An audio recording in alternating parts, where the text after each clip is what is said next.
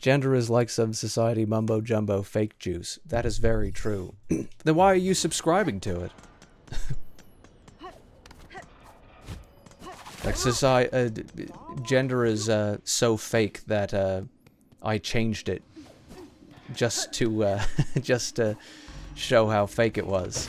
If it was so fake, then why wouldn't you unsubscribe from it entirely? It's like, I'd reject the premise of gender, and so I'm just too cool for that shit or whatever.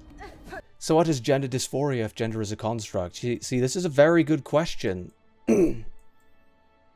It's a bit incoherent, isn't it? I don't like what I was born as. But it wasn't what I was born as, it's what people told me that I was born as. But I need to change how I present physically and my biology, you know, my secondary sex characteristics in order to combat it. It's like, well, I think you gotta pick a lane here. Is it nonsense or does it actually mean something? Because I don't really get the dichotomy here. I think I'm gonna need one of these hoity-toity fucking... That's not a fucking word that I use. It's a weird word. One of these gender scientists to explain this to me. I'm certain they've got it all figured out. What the science says. They've got like a big book or something that was written by some deity that'll tell you all about it. Is it more like sex dysphoria, or is there a psychological want to be part of a group you aren't in, or something else entirely? I think the psychological want to be part of a group that you aren't in is called, like, fucking parasitism. Like, fucking psychological parasitism or something. You can't sit with us. As in, like, an experience that you wanted to have, like, girlhood or boyhood. But, like, how would you even know that you wanted to have that experience? Like, it's like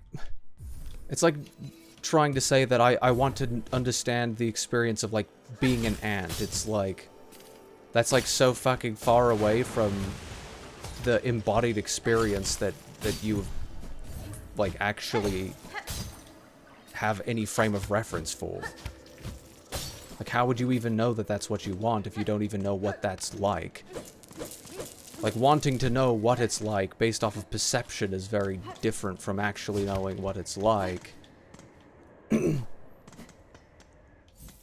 Enough to actually, like, have an informed, like, purchasing decision, let's say. It's like, I know what this is like, and so I want to have this. Or I know enough about the product to know that I'm in, right? It's a very different way of looking at desirable circumstances or goods, let's say. Not all trans folk have dysphoria, though, ain't that right?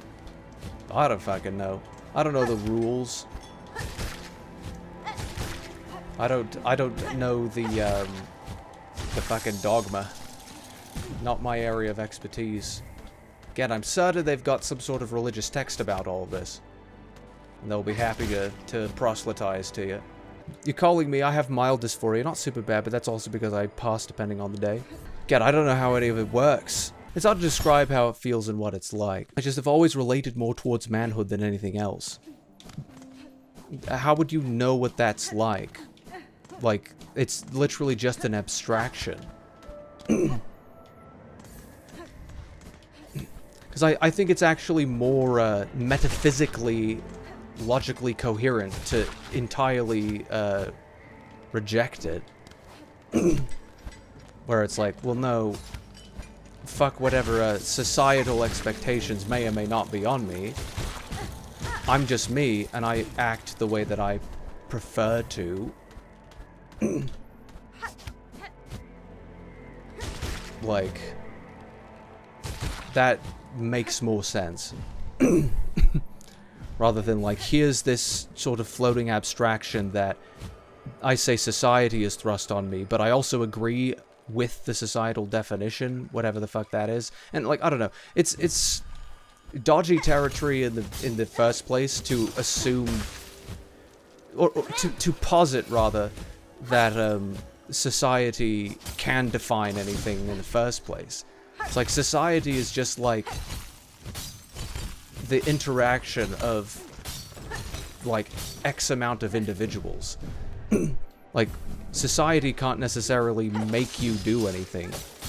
Society is not a moral actor in and of itself, so it's silly to judge it as such.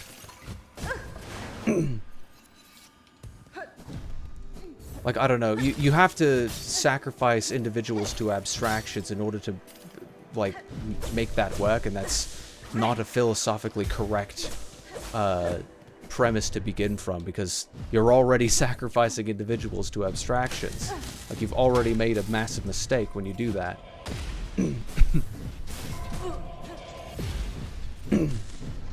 Like, in a sense, like, sort of a,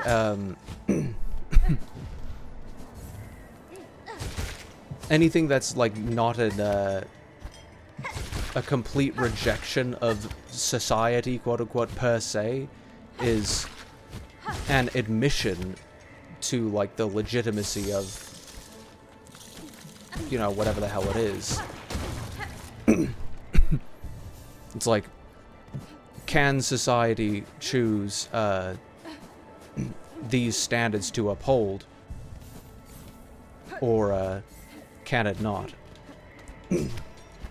Are there things that no matter which, no matter what the collective hive mind of everybody decides are just flat out wrong? I don't know.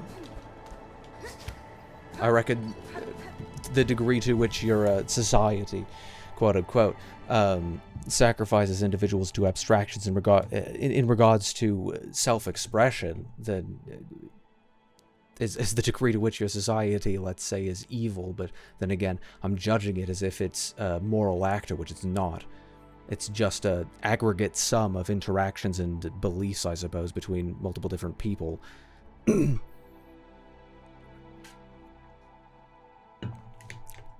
When I was little, I wanted to be an adult because I wanted the freedom. Yeah, what do you think of that now?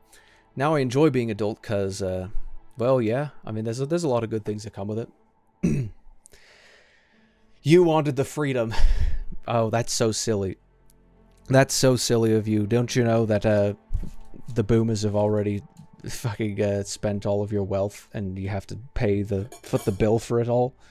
I should fucking light this candle. You're the property of the United States government, so no freedom for you, actually. That's how it works. That's a societal contract you were born into, whether or not you actually signed it in the fucking womb. Azure hates autistics? Yes, this is what I've heard. Sounds like you hate Rain then. Yep, I scored 255... What? 155. Doesn't go up that high. 155 on the RADS R. Which we could telepathically communicate, so our convos could go faster. I mean, that'd be a very efficient method, wouldn't it? Very efficient state of affairs.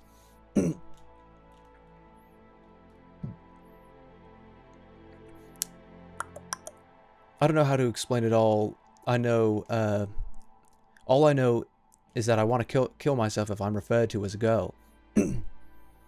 Same but reversed. See, that's interesting to me. Like, I would caution against,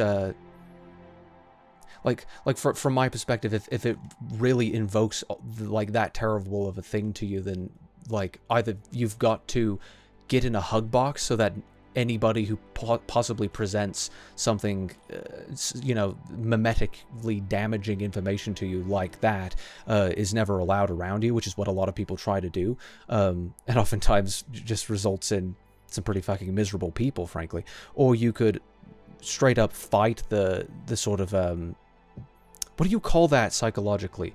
The sensitivity around that topic, and strengthen yourself, well, no, not strengthen, what's the word?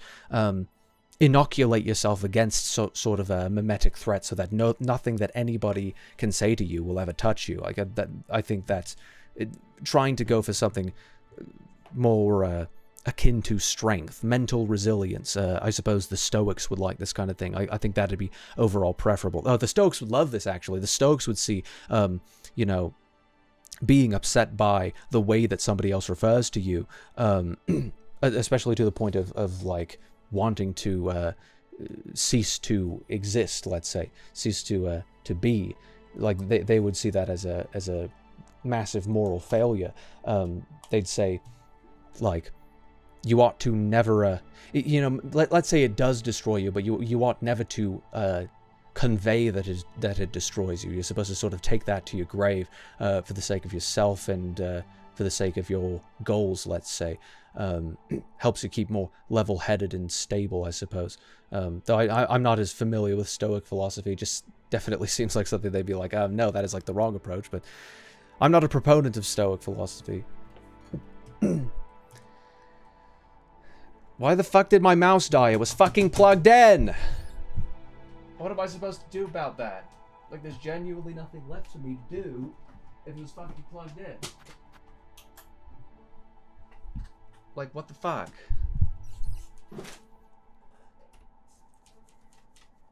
Like, this means I can't do anything. Like, I genuinely can't do a single thing if the fucking mouse is dead.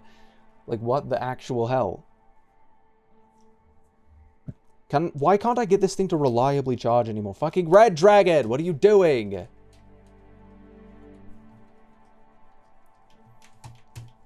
This is so shit.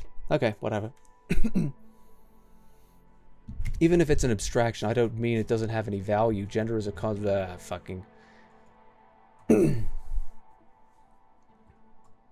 I'd want to know what people mean by construct, because it's like what is it? What is a construct? Is it just something that people arbitrarily chose to fucking like believe in, or chose to exact on people, or something? Like, what does it mean for something to be a construct? Why isn't it fucking connecting? What in the hell? Goodness fucking sake. Overall, it has more to do with identity. Best way to say it is I feel like I'm in someone else's skin, and I just take what actions I can to bring my expressed identity closest to how I feel, if that makes sense. Right, but I don't understand why that means that you have to confine to like some sort of another label. Like, that's the question there. Like, like, why do you need a label in order to sort of solve that problem? Why can't you just be yourself and say, this is who I am, rather than, like, this is, what the fuck, like, I belong to this category. Fix work? Like, yeah, just power cycling it. It fucking reset the entire thing. There we go. It's fucking working again. Holy hell. Even if it's an abstraction doesn't mean it doesn't have any value. Well, yes, but like, to what degree is the abstraction becoming like an anti-value, becoming something that destroys values? Because this happens constantly, right? Gender is a construct. Yeah, I still need to know what that actually means. But it's still a heavy thing in our society. It's still a thing. Sure, if our world was genderless from the beginning, maybe transgender and non-binary people wouldn't exist, but there wouldn't be such thing. Like, why is it I don't know why I exist, but I know I do, and I know what I feel. Well, I feel like the metaphysics are a bit off here, right? Like, is this something that society just invented?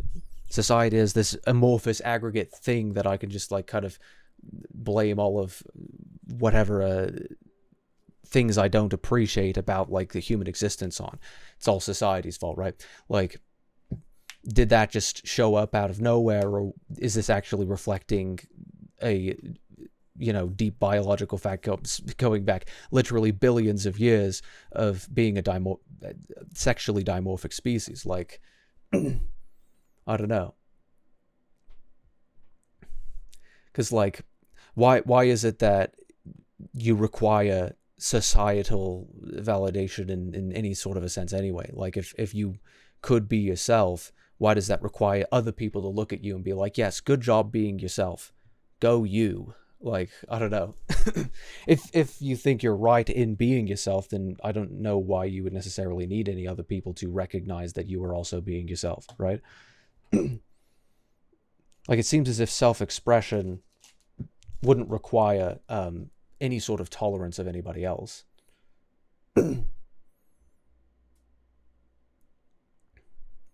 I don't really care if someone calls me a girl, because I know that's not me.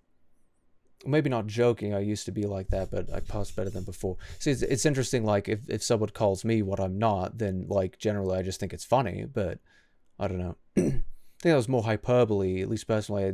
It's certainly extremely unpleasant, but I'm usually pretty quiet and non-confrontational, yeah. I get more annoyed because it doesn't make sense when people misgender me. Like, I'm obviously not. I guess, I don't know, because I think in today's world,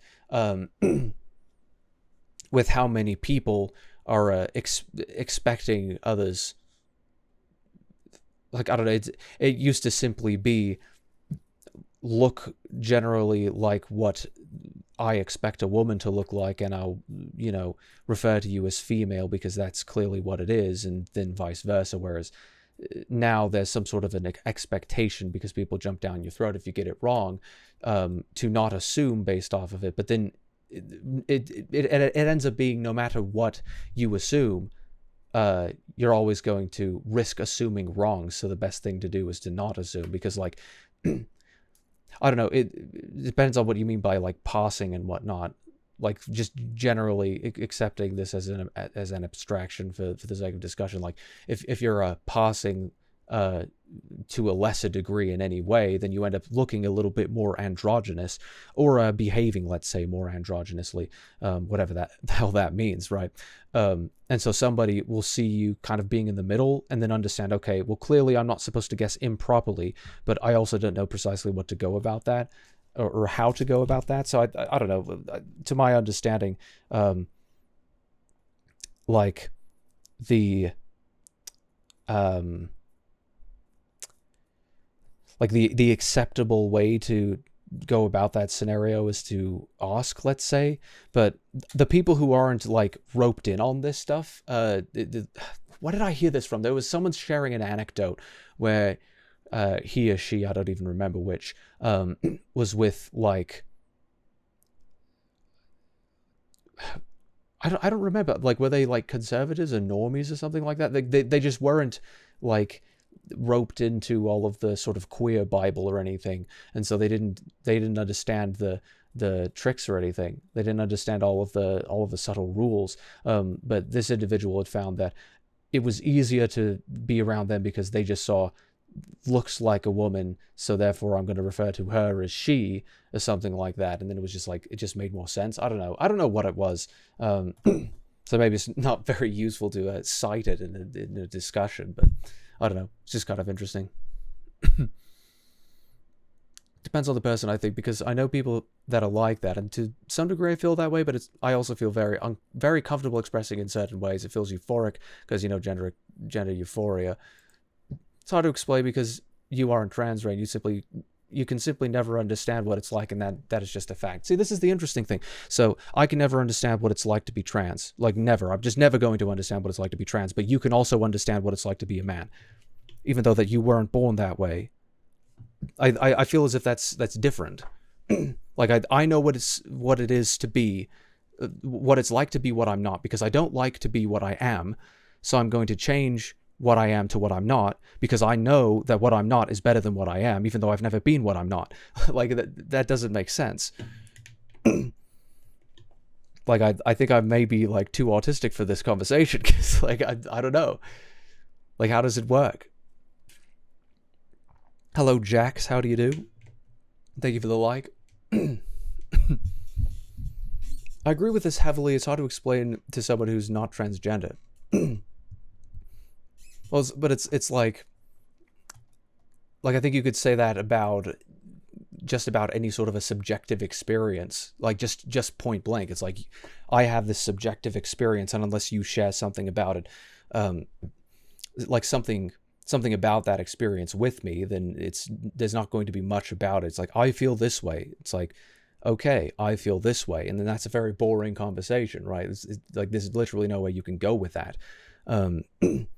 But once you start playing around with categories, and then also saying that this is like my subjective experience and whatnot, but also that I'm trying to change a category, and the purpose of a category is to take some aspect of objective reality and to capture it in essence, so that it's a shorthand for communication. You're invoking something that exists in reality. It's like that becomes entirely entirely counterproductive, and really that in a way that breaks down communication like so intensely that you literally cannot have a conversation anymore.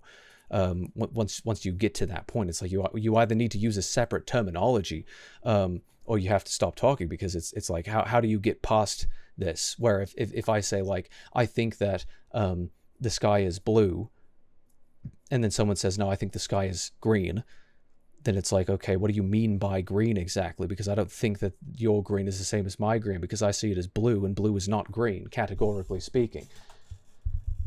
It's like, if they just say that, well, it's just my subjective experience that I'd like to think of the sky as green, or that it's my subjective experience that the sky literally is green because that's what I see it as. And it's like, okay, I have no idea how to interface with that. Like, what the hell does that...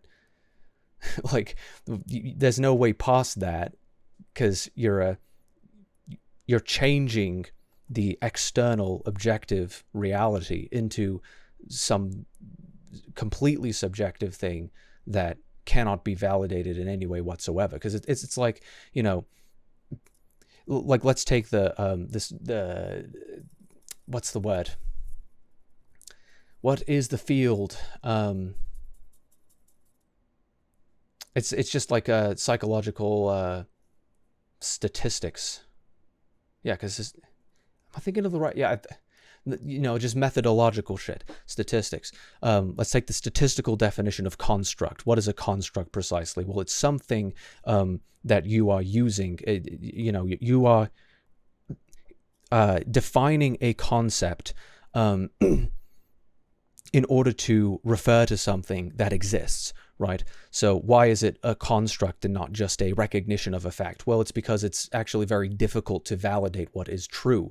So how do you validate a construct? That's what's wonderful about this, is that there's a thing called the multi-trait, multi-method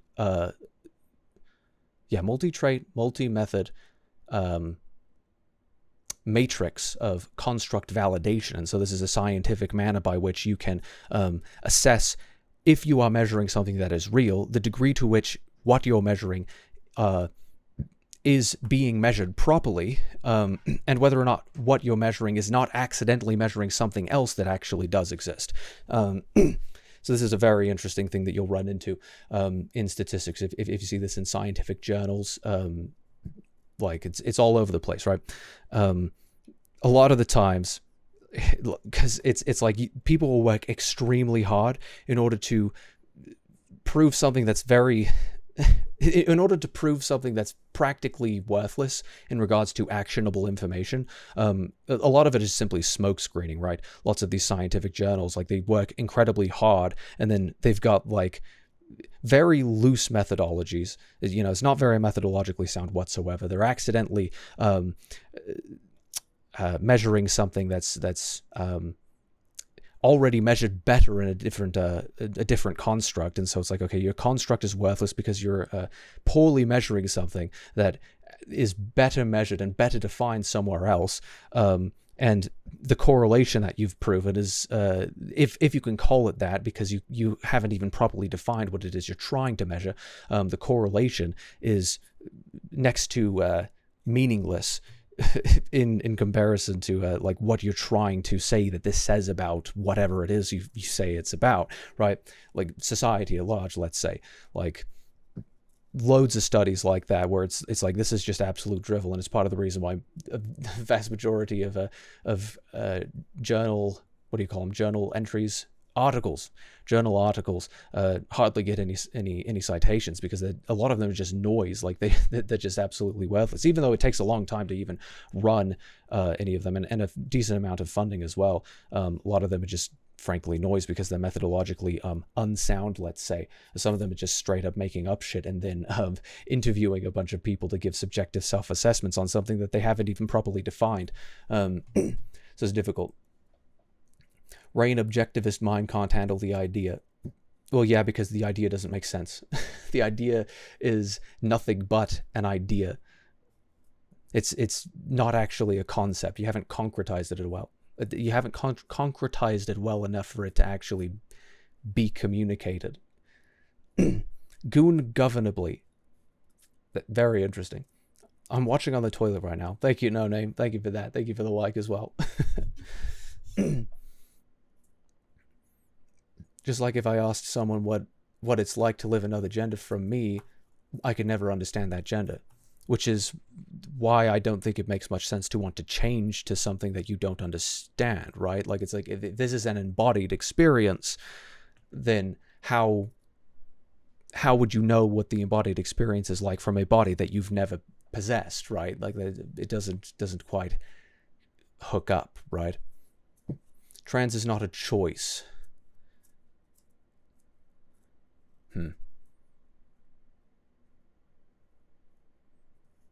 It really depends on what you mean by that, because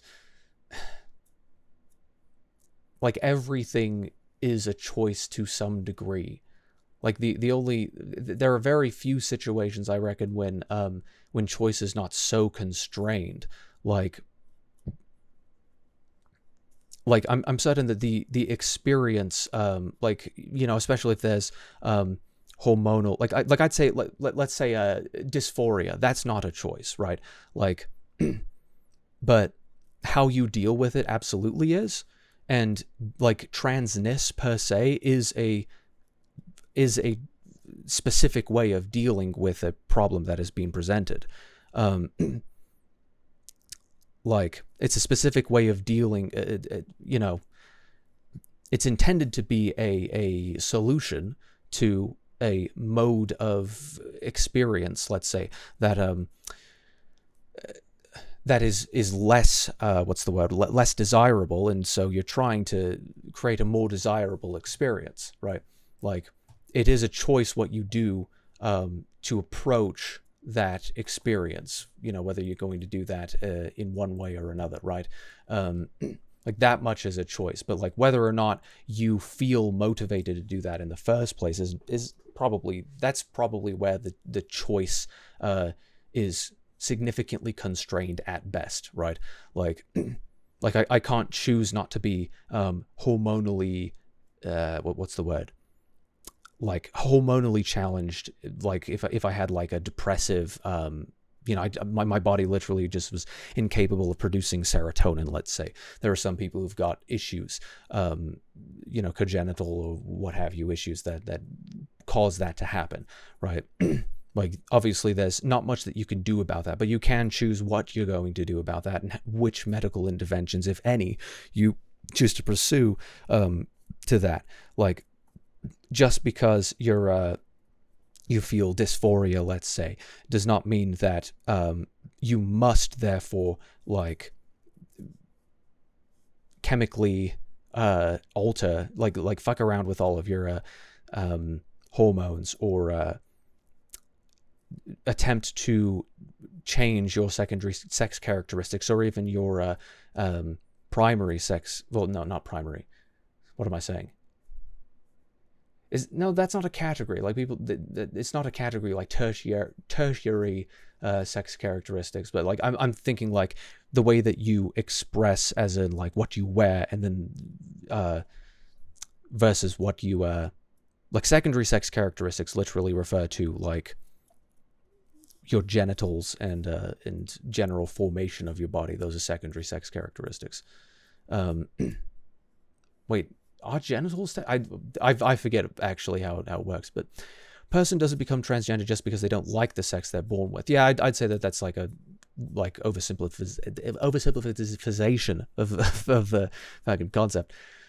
Gender is so much more than biological sex. Hard disagree. I don't think that that's scientifically accurate. It's just something that I can't change. I don't know how to explain it for someone who is cis. It's something that I just know is right. Well, then that's a religious axiom. Like, if you cannot explain it in language, then it's a religious axiom. If you just know that it's right but you can't explain it, then that's a religious axiom. And there's not really anywhere that you could go from that. It's like either you accept my religious axiom and worship my God, or you're then we're clearly like at an impasse there. Like, sorry, that something on my desktop distracted me. What about a gender fluid person? They could be trans or cis whenever they want. Well, yeah, but that I also think that that's quite incoherent, right? Indeed, I can't understand what a gender fluid person feels because I'm not gender fluid. Like, a lot of the stuff is like, I don't know, because I'm very low in affective. Well, the construct of empathy does not pass an MTMM. It's a very poorly defined. It's a poorly what do you call it? It poorly measures agreeableness and then slightly draws on neuroticism as well. So it's a bad construct. But as far as the construct goes, I have very low affective empathy, at least not anymore. I used to when I was around 16 or so, and then kind of declined progressively from there. So I don't really like feel what people feel, and I don't like sort of get affected by I don't know, seeing somebody in pain, let's say. But I have what is high in it tends to be more prevalent in autistic people. I have what is it called? Structural empathy, I think is what they call it, where I'm gifted, I suppose you could say. I don't want it to sound like I'm bragging or anything. It's just like I'm trying to describe the actual thing. Like I'm good at modeling out the state of other people's minds, and I think I've always been good at that. But like that's something that I think I wasn't as strong at. So I ended up kind of trading affective empathy for structural empathy, the ability to model out somebody else's mental state. Like I reckon one of those is actually more important than the other, because like one of them you can actually it helps you understand them more, rather than being like, I feel what you're feeling, and then it's like, oh well, you don't even know necessarily what to do from that. Oh, I've got to read these ones. Is it a good time to mention why I only use wired mouses? Well, no, there's something genuinely wrong with the actual, like, controller on this mouse. Like, the hardware of the mouse in and of itself is fucky. Because it didn't die like I thought it did. It just switched off. And it requires, like, a hard reset of the actual mouse itself, because, like, the actual controller of the mouse ends up just dropping any of the optical inputs, but it still scrolls, and right and left click still work. I don't know. It's very interesting. But a gender fluid person can feel what it's like to be a boy or a girl. I think maybe in a highly abstract sense, but I don't think like objectively that's the case. Maybe it's an idea. All I know is what I feel like. Maybe it's all made up, but all I know is I am trans and meant to be a boy, because anything else is not right and feels like imposter syndrome. See, meant to be is interesting. Like that's also another sort of a religious motif, isn't it? Like there's some sort of a divine destiny almost. Like I know that's not what you said, but I think like phenomenologically that seems to be where that comes from. It's like it's just what it's supposed to be like, and I understand like how that feels, where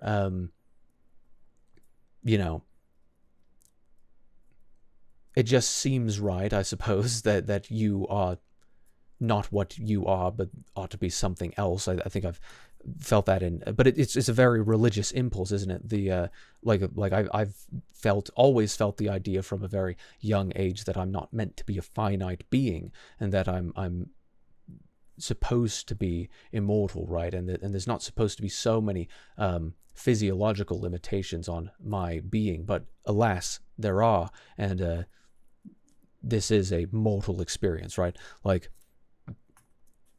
I can't say that like with any certainty whatsoever that hunch or inkling is right, and to what degree does that actually help me live a better life if I'm subscribing to a metaphysics that is not objective reality, rather that is something where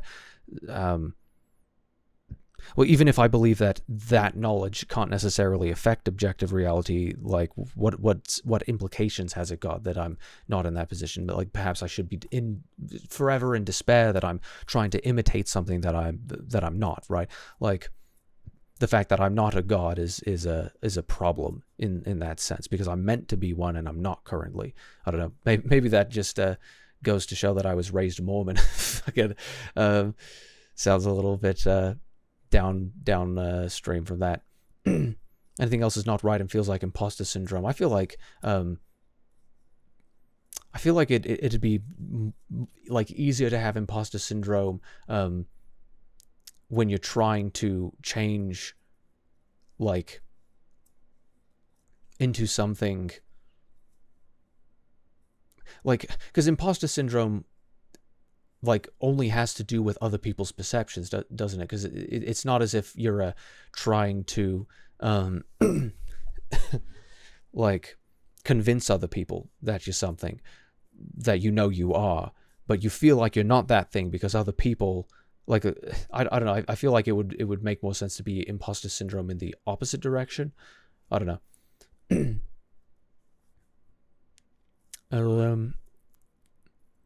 This is very interesting, indeed very interesting, yes.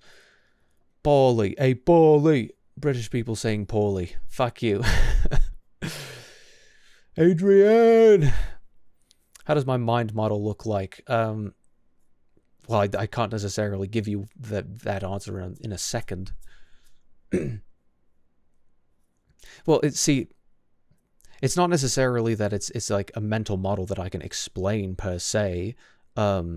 To a certain degree, like I'd have to chip away at it, like one aspect at a time. I'd have to describe, like, okay, well, there is this thing that he thinks in this way, and he thinks not in this way, and like I'd have to lay it out, and couldn't do that in a sentence, I'm autistic diagnosed, and my psychiatrist said the same thing. I lack empathy, and my psychiatrist said something about my lack of emotional empathy.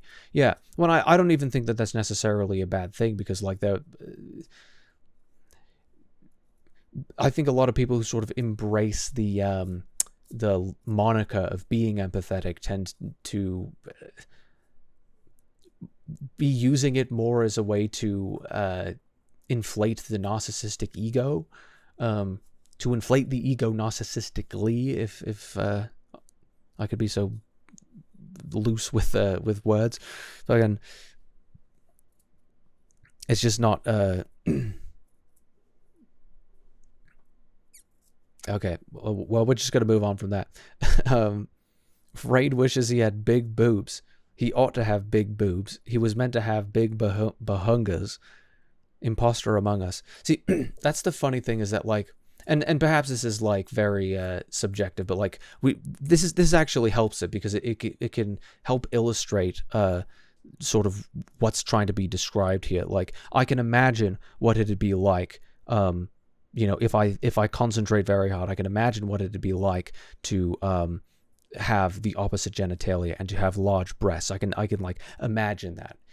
Takes a little bit of computational power, I suppose, to emulate that state in my mind. But it's like, yeah, I think I can imagine what that'd be like. But like, I don't think that I would necessarily be upset if somebody like snapped their fingers and suddenly I was female. Like, would I be happy or would I be less happy? I don't know.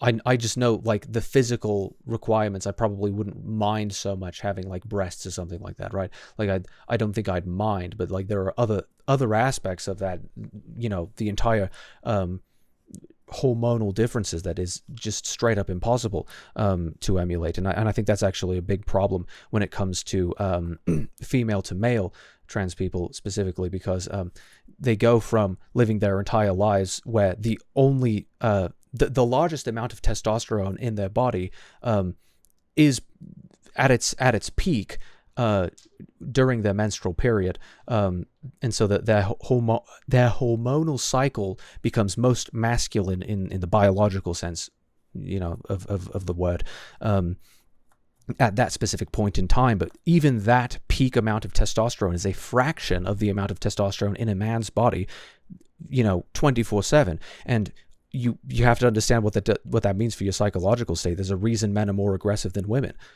disproportionately. It's, the male sex hormone is not an unbelievably good thing, and it's something that actually contributes to euphoria, as it's described, when they take testosterone.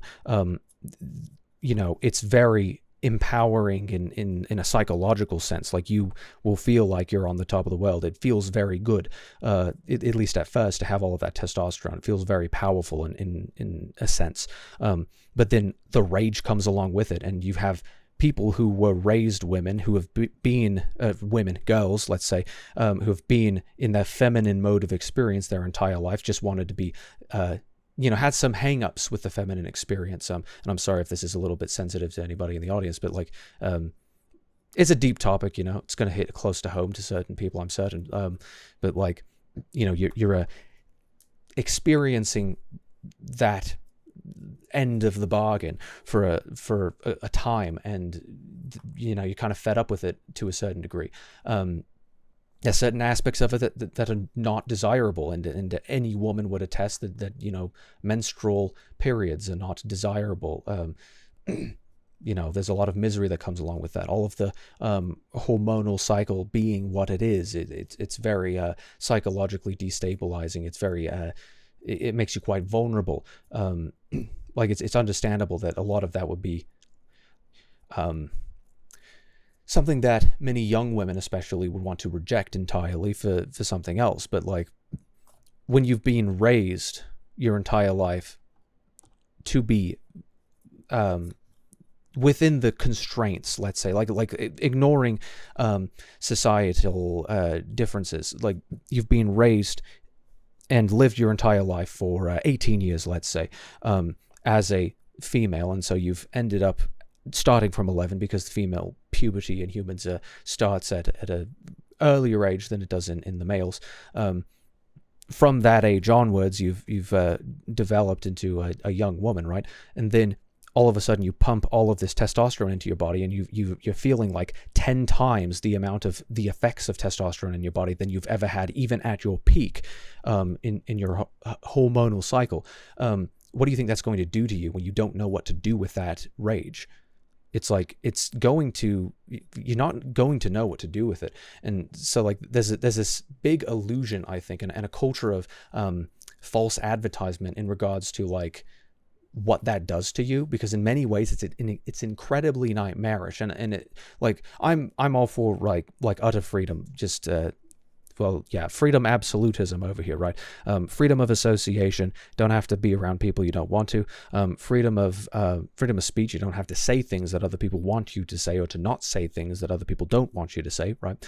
And you if you want to, if you decide to do whatever you wish with your own body, if you're not if you are not capable of putting hormones into your body by your own free will, then it's like, do you own yourself really? No. You can't own yourself if somebody else can decide what you can and cannot put into your own body. That goes for drugs, that goes for everything, right? Ultimately it is your decision. If you are if you are a self-sovereign, if you own yourself truly, then it is your right to do whatever you wish. But I think, that being said, I don't think it's rational or a very calculated a move, let's say, as a society, let's say, to to be advertising this as some sort of an unequivocal good and an unquestionable good to loads of people, when it's like, well, no, that's a religious axiom, and let's be honest about the downsides of this. One of the downsides and one of the challenges in completely changing your hormonal profile is, of course, that you will have absolutely no idea what that's going to affect, how that's going to affect you. There's going to be epigenetic things that nobody knows anything about that are going to be triggered when you do that. You're not going to know how you will behave with a completely different hormonal profile. And I mean, because testosterone is not toxic to the female body in the way that estrogen is toxic to the male body. And I'm being loose there. It's not precisely toxic. There is estrogen in the male body. It's just the degree to which you begin to add it, you end up getting a lot of problems. Read cancer. I generally don't think it's a good idea for any males to go on estrogen for multiple reasons. I would actually say that it's safer for a female to go on testosterone than it would be for a male to go on estrogen, because they don't end up with the cancerous what's the word? Cancerous implications of that, as if you're a female on testosterone. Like the biggest risks are loads more rage. What the hell are you going to do with that? Loads more horniness, more sexual aggression. That's definitely going to be something you need to learn to control in order to not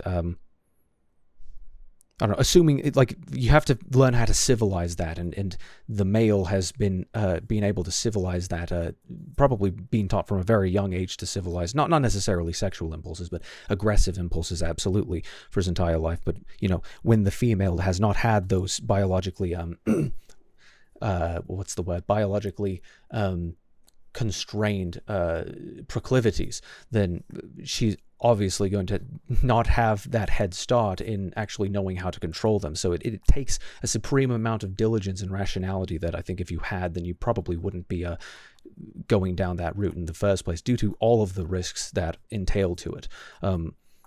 Which is why I think that religious premises are actually required in order for this what's the word? This endeavor to proceed. I don't know. It's quite interesting. Very interesting topic.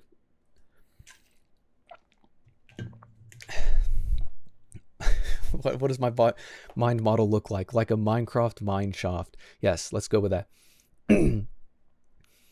I still have my records, so I'm Mormon and don't think I'm a god. Only Jesus and Jah.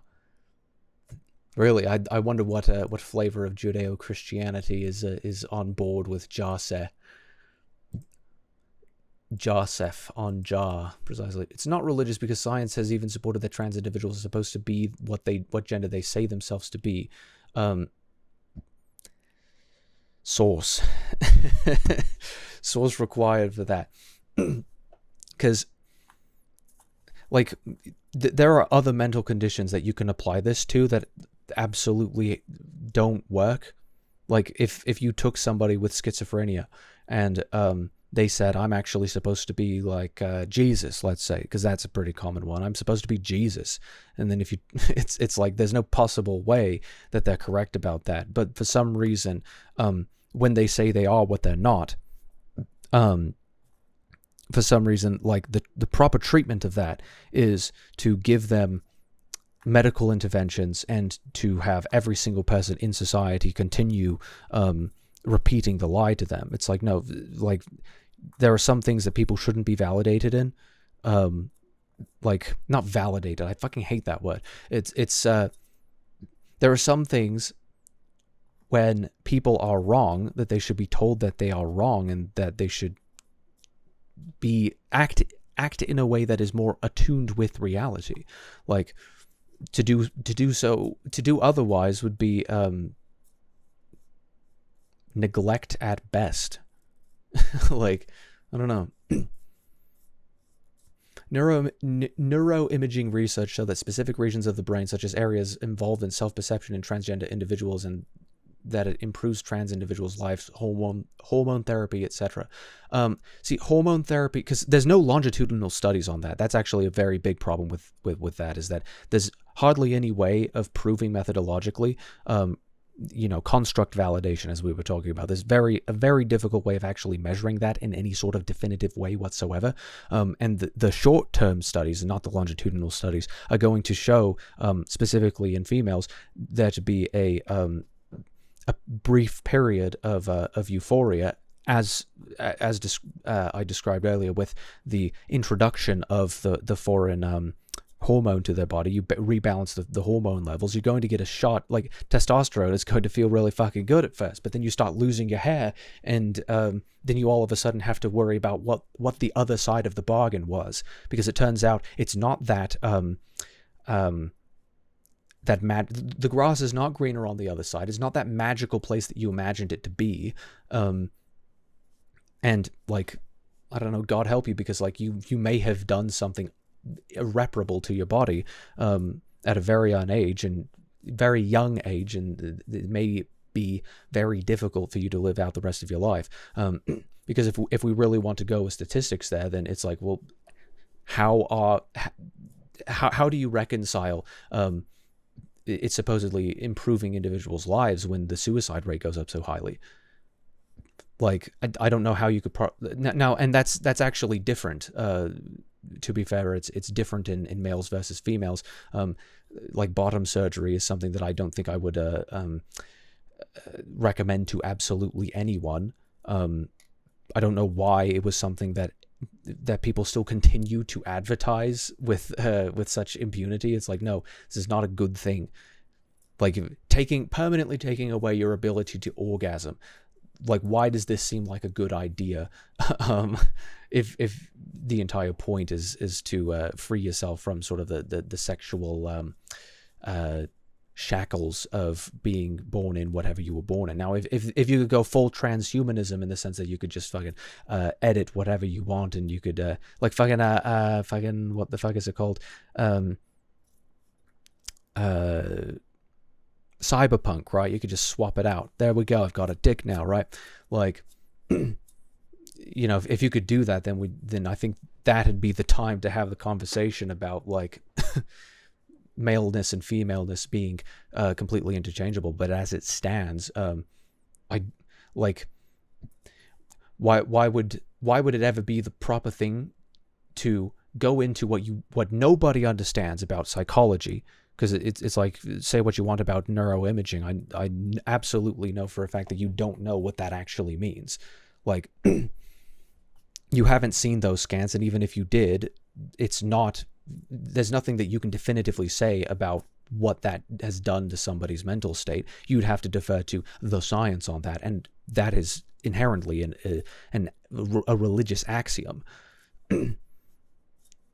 Like, you'd have to have a lot more what's the word? A lot more methodological soundness to that sort of citation in order for that to be at least to begin to support that side of the argument, right? Adrian lacks sympathy. Adrian is a piece of shit. On and on I assume it would go. Where would this occur? I wouldn't mind. Right on. Just completely unbothered. Okay, I'm getting off. See you guys later. We'll see you, Witchy. I want to see Rain with large, nice tits. Thanks. Fucking hell. I'd be so happy. If someone snapped their fingers and made you female, I'd try to date you now. New question, does that make me gay? Yes, let's go with that. If I'm attracted to your mind as a female, but not as a male. Yes. Let's go with that. I think that's the simplest explanation. I tried to get at you only because you understand me best, but you're a great friend. If you were female, though, I'd be like, hey. This is odd. This is a very odd line of like, I feel like you're just taking the piss. Like, I feel like you don't actually mean that. Because I don't know. I reckon that's like,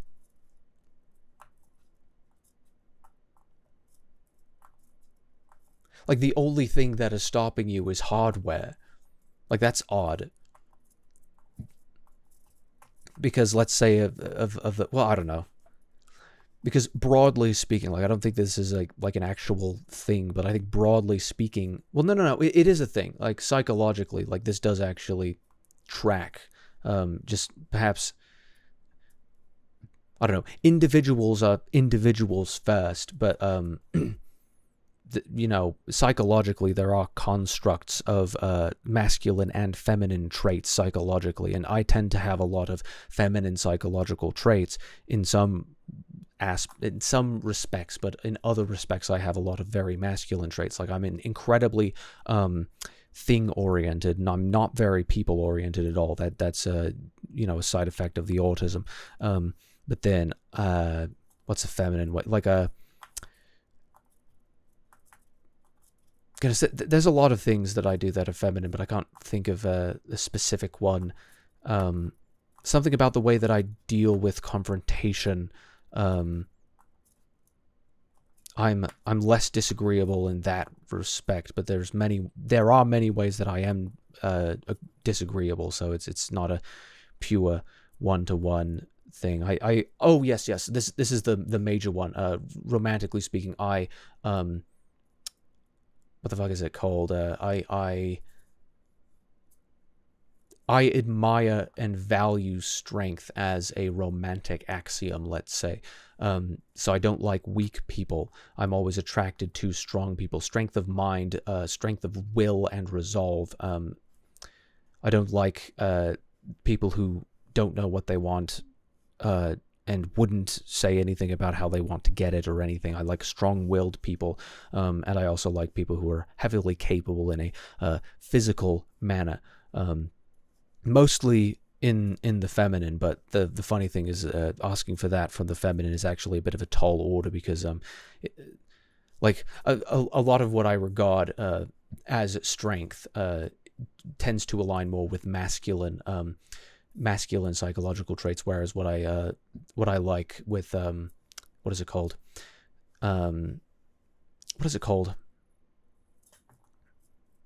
What I look for in a woman is not as common in a woman, because like certain aspects of agreeability are just simply not what I'm looking for, and women are disproportionately agreeable to an immense degree. So anyway, I'm gonna eat that estrogen because a cancer risk is a non-issue. Dang, we take risks every way. So yeah, worth.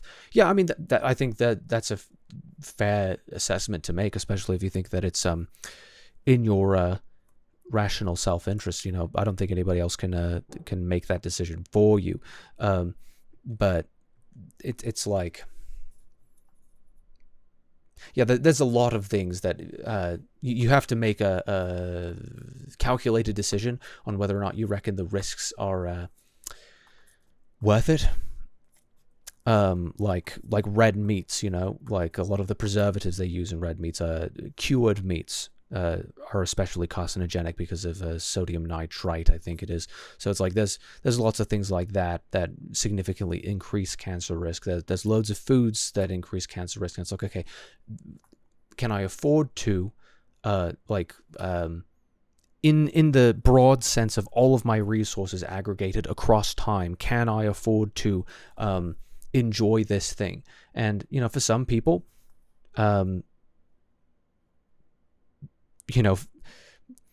feminine, female hormones and copious amounts of gay anal sex are going to be the way to go, regardless of whatever risks come along with that. And it's like, well, hey, nobody can take that from you. That's a wonderful. Well, nobody should be. Anybody who does attempt to take that from you is breaking the law in a natural law sense. You're not